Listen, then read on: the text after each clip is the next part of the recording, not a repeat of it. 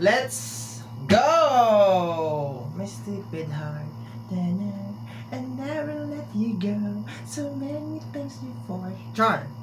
Okay, so dahil walang first 15 days of August, ang ating mga my dear Aquarius.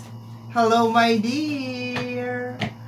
Hello my dear Aquarius, pasensya na dahil wala kang first 15 days of August dahil na-busy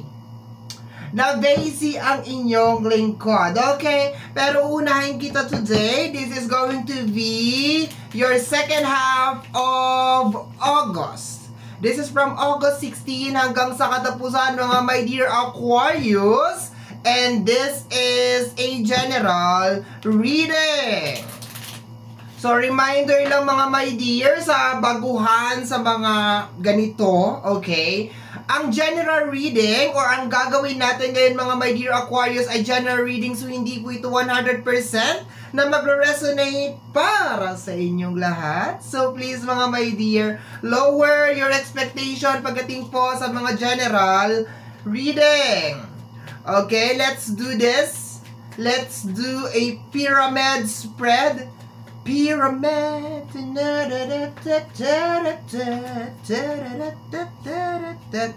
Hi priestess my dear. Okay, energy ng high priestess may kinalaman. Nakukuha ko dito my dear, meron kang tanong. Meron akong nais malaman. Ay. Okay, meron ka parang meron kang gustong malinawan, clarity, yun na nakukuha ko dito. Something like, tingnan natin. Posible din na energy, tama ba to or mali? Tama ba? Mali. Posibleng ganon. Posible din naman na ibang energy, something like, the Ten of Pentacles, posibleng related sa pamilya or related sa energy ng pera. Okay? So, meron ka daw tanong, second half of August, may kinalaman sa pera. Posible, yung iba sa inyo dito nagtatanong, yayaman ba ako? O makakapag-provide ba ako sa pamilya? Okay, yun ang nakukuha ko dyan. Sa energy ng dalawang card na yan, okay? Makakapag-provide ba ako sa pamilya? Makakatulong? Dito sa dalawang card na to, ha? Makakatulong ba ako sa pamilya? Makakapag-provide ba ako sa pamilya? Kasi ang Ten of Pentacles, my dear, is stable energy yan. Okay? So, stable energy yan. Pero dagdagan natin, my dear. Next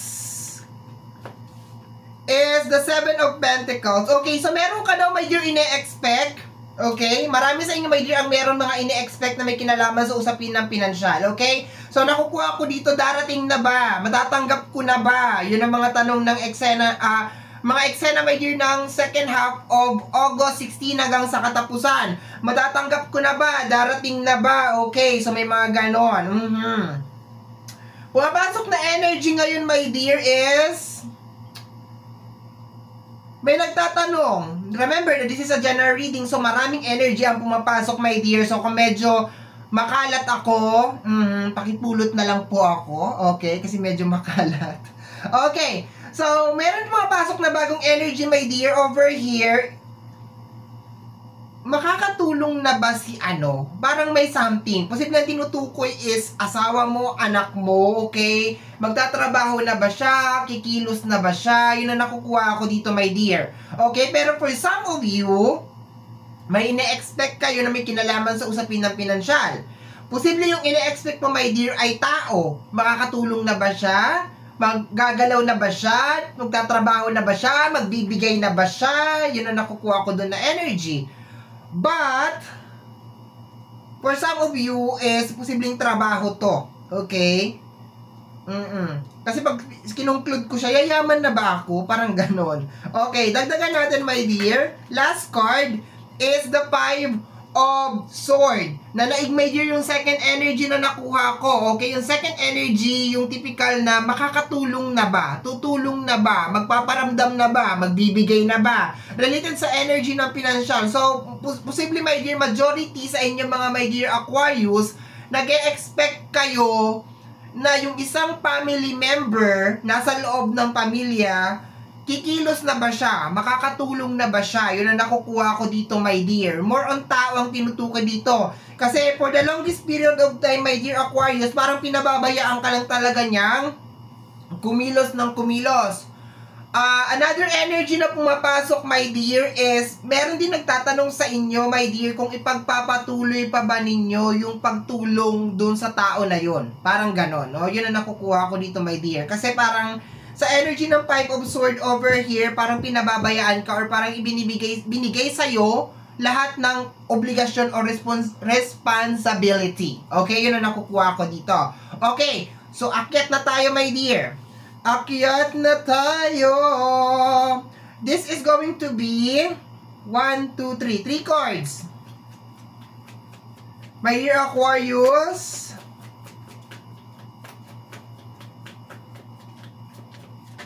Okay.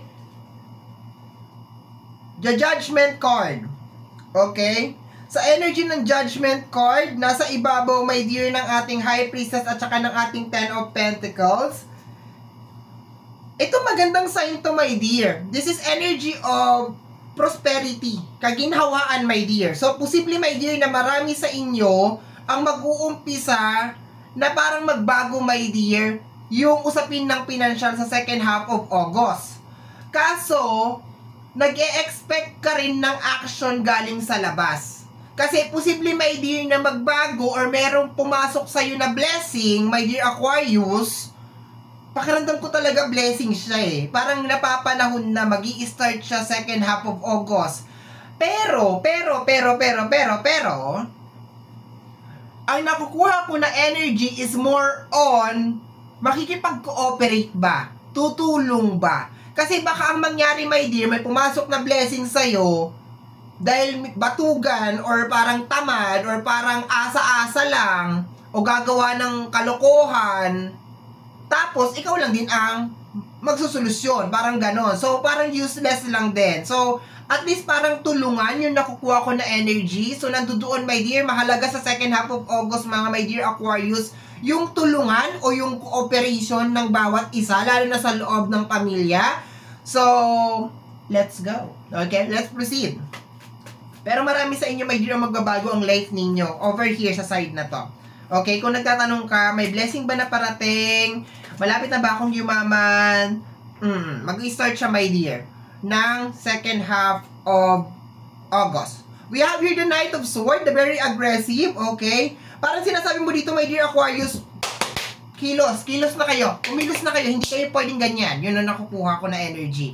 So, parang, kaso sa isip mo lang to, my dear, no? So, posible, my dear, na talagang sa isip mo, meron ka talagang gustong mangyari. Pero, nararamdaman ko rin dito na parang masyado mo rin pinapahalagahan kung ano yung nararamdaman ng ibang tao o ng buong pamilya mo. Ayaw mo makasakit ng damdamin ng ibang tao. Ayaw mo sabihin na, oy, masyado ka ng batugan, matanda ka na, di ba? Parang gano'n nakukuha ko dito na energy. Pero marami talaga sa inyo, my dear, ang nakakaramdam ng konting pressure cooker related, my dear, sa usapin ng pera. Okay? Related sa usapin ng financial provider na energy. Okay? Posibleng maramdaman mo second half of August, gusto ko nang yumaman, gusto ko nang matapos yung problema na to, ganito, ganyan. Posibleng may ganun na pressure, may dear, na nangyayari sa second half of August. But sinasabi naman, my dear, dito sa card natin, my dear, na yes, indeed. Magi-start naman, my dear, yung pagpasok o yung pag-flow, my dear, ng blessing sa second half of August. Yun nga lang, mahalaga pa rin yung cooperation sa loob ng circle mo or sa loob ng pamilya. Kasi maski gaano karaming blessing ang pumasok sa iyo, my dear Aquarius, maraming blessing or maraming swerte ang pumasok sa iyo, my dear Aquarius, I think parang hindi mo siya mararamdaman. Okay? Let's go tayo, my dear, last card dito sa ating third row, tapos dalawang card, tapos top of the pyramid na tayo. We have here the Justice card, okay? So, posible, my dear, pakiramdam mo rin, pinababayaan ka, pakiramdam mo rin, parang hindi balance yung mga bagay-bagay, my dear. Okay, parang pakiramdam mo, pasan mo ang daigdig. Kaya siguro, pag pinagsama-sama mo yung energy, gusto mo na talaga na parang kumilos na rin yung mga taong sinusuportahan mo. Magdisposisyon na rin sila. Yun ang nakukuha ko dito, my dear. Okay? Para din ma-achieve mo na, makamtan mo na, my dear Aquarius, yung stable, yung mga goal, yung karangyaan, my dear, na energy ng Ten of Pentacles. Posible, my dear, na repeated cycle to. Kumbaga, minsan nangyari na rin sa'yo to, na parang ang daming blessing na nangyayari sa'yo, pero parang pinamigay mo lang, or parang itinulong mo lang. Wala lang masama, my dear, na tumulong, ha? Lagi kong sinasabi yan. Walang masamang tumulong, depende lang yan sa tinutulungan mo. Kung yung tinutulungan mo, nag-e-expect siya na tutulungan mo siya for the rest of his life or her life, doon tayo nagkakaroon ng problema. Kasi maski gaano karami ang blessing, abundance na pumasok sa iyo, my dear, never, never, never, never mo siyang mararamdaman. Okay? Let's go tayo, my dear. So, last card natin over here is the Justice card. Okay? Posible, my dear, na meron mga tao din na parang sarili lang nila yung iniisip nila at wala silang pakialam, my dear, kung paano, ano nangyayari sa'yo, paano mo sinusurvive ang everyday. So, ganun yung eksena ng second half of August. 2 cards. My dear Aquarius, we have here the 8 of Wands. My dear, may parating nga talaga sa'yo, my dear. Okay? Related sa mga manifestation mo, related sa mga pangarap mo. Maganda tong side na to, my dear. Sobrang ganda. Parang parating talaga na blessing sa'yo, my dear. Kung ano yung mga bagay na gusto mo mangyari dito, my dear, sa iyong isipan. Talagang mag-uumpisa siya, my dear, na second half of August. Very, very nice siya. Yun nga lang, my dear, sa kabilang side dito, parang mayroon mga pasaway around the corners. And then, meron ka mga posibleng nangangarap ka para sa kanila, pero sila, parang wala silang pangarap para sa buhay nila. So, wala tayong magagawa doon. Okay.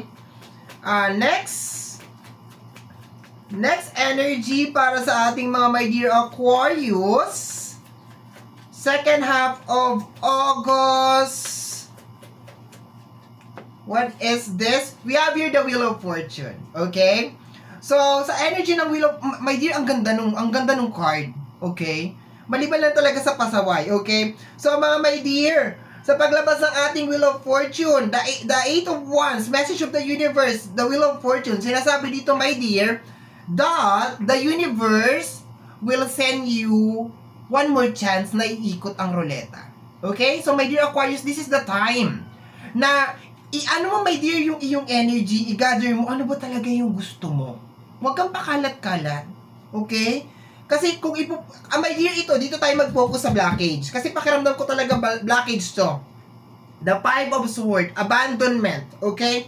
So, my dear, itong mga tao na parang sarili lang nila yung iniisip nila, or parang wala silang pangarap, sabihin na lang natin, my dear, okay na naman tulungan natin sila, pero wag natin pamihasain.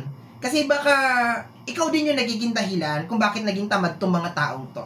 Or bakit ganyan yung trato nila sa'yo. Kasi hinahayaan mo. Okay? Pero if I were you, igagrab ko tong opportunity na to. Maganda to for business, maganda to for career, maganda to mag-umpisa ng something na may kinalaman sa usapin ng pinansyal. Maganda din to, my dear, kung magpapatayo ka, my dear, yun nga, ng negosyo or ng bahay. Okay? Guaranteed, my dear, matatapos talaga siya. Kumuha ng utang or mangutang or manghiram, maganda din siya, pero sa tingin ko medyo kontrolado, no? Kung meron ka pa mga existing na utang, wag ka mangutang. Kung wala ka pang utang, pwede for business, mag-work siya, no? Pero kung meron ka pa mga existing na utang, I do recommend na wag kang mangungutang. Okay, yun ang nakukuha ko over here. Okay? Kasi parang may repeated na cycle eh. Parang kung nangutang ka noon, posible na ipamimigay mo na naman ulit. Or itutulong mo na naman sa ulit. Parang ganun na nakukuha ko. Okay. Last card tayo, my dear. Last card, my dear Aquarius. First 15 days, second half of August, mga my dear, we have here the 7 of Wands. Itong pinakataas ng pyramid natin, my dear. The top of the pyramid. This is the defensive energy. Okay?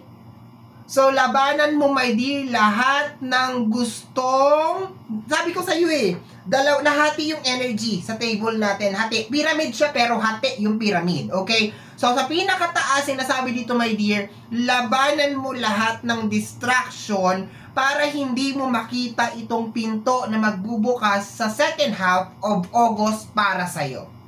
Labanan mo yung mga negative na energy na posibleng humila sa'yo, my dear, para maging successful ka. Okay? Tingnan natin yung hidden message, mga my dear Aquarius. Hidden message, my dear, is the Page of Pentacles. Lahat ng page of Pentacles, Page of Sword, Page of Cups, Pentacles, Sword, Cups, Wands, diba? It's related sa energy ng something new, something fresh, na wag mo rin kakalimutan, my dear, na kailangan mo siyang pag-aralan. Okay? Kailangan mo siyang pag-aralan ng mabuti, and syempre kailangan maging fearless din yung energy. Okay? So this is the Page of Pentacles, something new, something fresh, connected sa energy ng pinansyal, ang mag-uumpisa, my dear, sa second half of August 2024. First ako ng first kasi wala akong first 15 days of August, my dear. Oo, wala akong first 15 days. Pasensya na. Okay, second half of August. Okay? So, something new, something fresh ang mag-start sa second half of August. But, ang mga tao na hindi nakikipag-cooperate, mga my dear Aquarius, pabigat lang sa buhay, pasaway na ng pasaway, bahala ka na kung anong gagawin mo sa kanila. Okay? Once more, bottom deck of the card, the Page of Pentacles. Okay? So, my dear Aquarius, yan ang reading mo para sa'yo. Second half. Second half of August, mga my dear. Somehow, my dear, kung nagustuhan mo to, especially kung napadaan ka lang, don't forget to subscribe. Pakiclick lamang po ang notification bell para ma-update ka sa aking mga upload. And of course, huwag na mag-hesitate. Free to like, free to share, free to comment sa lahat ng ating mga videos. Once again, mga my dear, my name is RJ, also known as Apo J.